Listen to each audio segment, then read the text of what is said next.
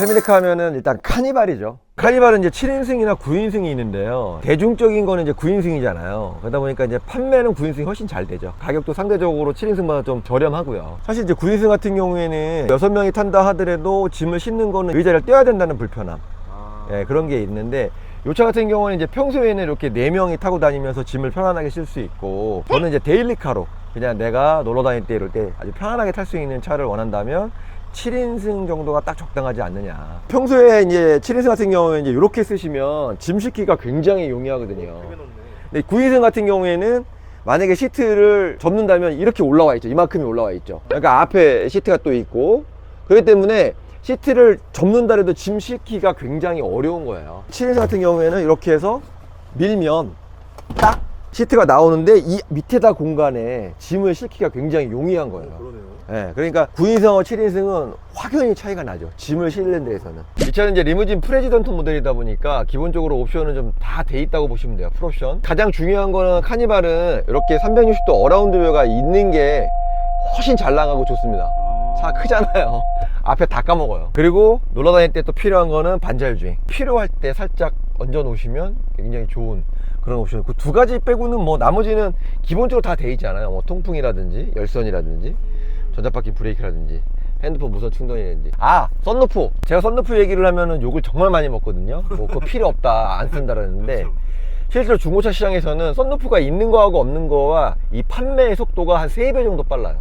그렇게 차이나요? 있는 거는 엄청 잘 나가거든요. 근데 없는 건 아예 안 나가요. 아 진짜요?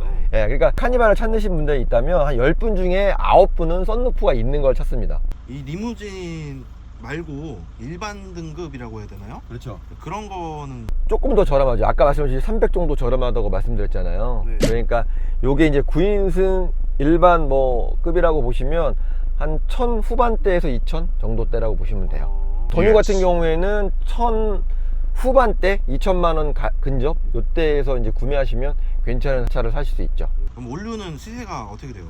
일단 올류 카니발 괜찮은 건 한 1500 정도면 사실 수 있죠. 아, 신형들이 좀 이제 중고차 시장에 좀 나왔잖아요. 많이 나오죠 지금. 플러스 많은 거는 뭐 2,500만 원 정도도 살 수 있으니까요. 가장 큰 게 그거예요. 구형 사느니 좀 더 주고 신형 이렇게 바뀌잖아요. 종류도 많고 금액대도 진짜 천차만별이기 때문에 그거는 뭐 고객님들이 이제 선택하시는 거니까. 예. 다음은 포드 익스플로러입니다. 패밀리카를 추천할 때 제가 항상 보여드리는 차종이에요. 이 차량이 이제 미국 차다 보니까 이제 감가가 좀 워낙 심하다 보니까 동급 차량에서는 가격이 가장 저렴한 편입니다. 이제 미국 차량이 이제 옵션이 그렇게 많지는 않은데 수입차에서는 보기 어려운 통풍이 들어가 있어요. 양쪽 다. 독일 차에는 거의 없다고 보시면 되죠.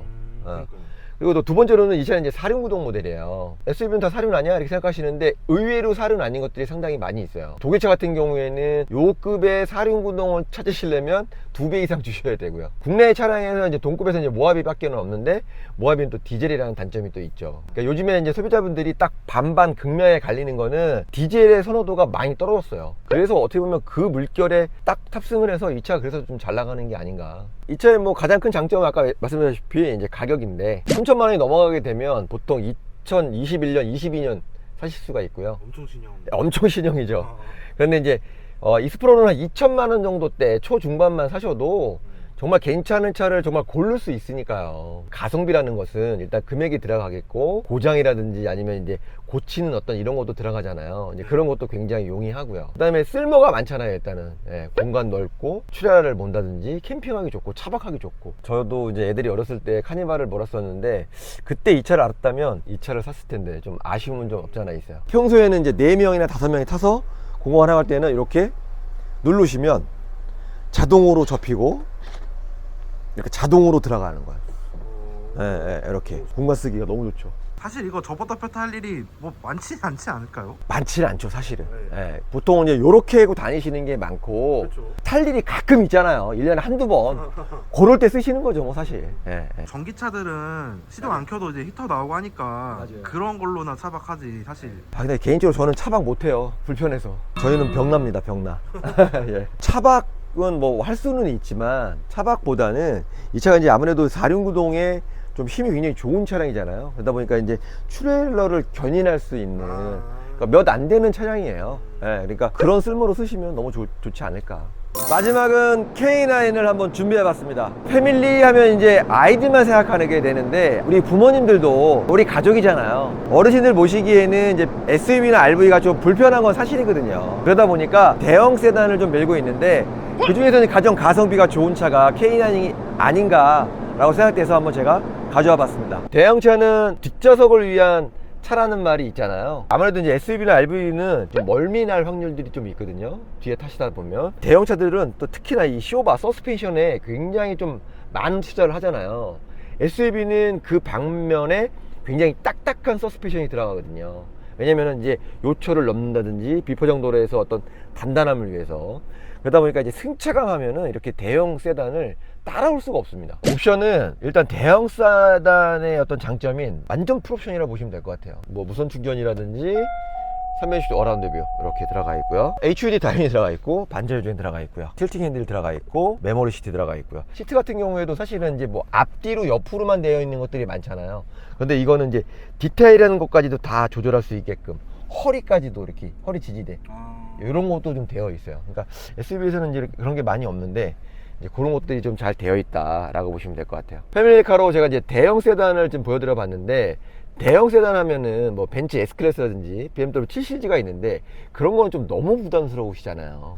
그래도 대형 세단이 비싸다는 인식이 있죠. 그렇죠. 비싸죠. 웬만한 거는 금액 자체가 4천만, 5천만 원은 다 형성되어 있고요. 국내에서는 제네시스 G90이 있는데 G90도 가격이 만만치 않습니다.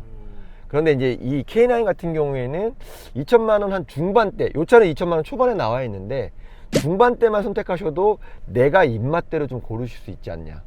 그래서 제가 이 차를 보여드리는 거거든요. 2천 초중반이면은 뭐 그랜저 가격이잖아요. 그렇죠. 그랜저도 이제 사실 뭐 IG 후기형의 좀 키로수 좀 많은 거 이런 거 보셔야죠. 예.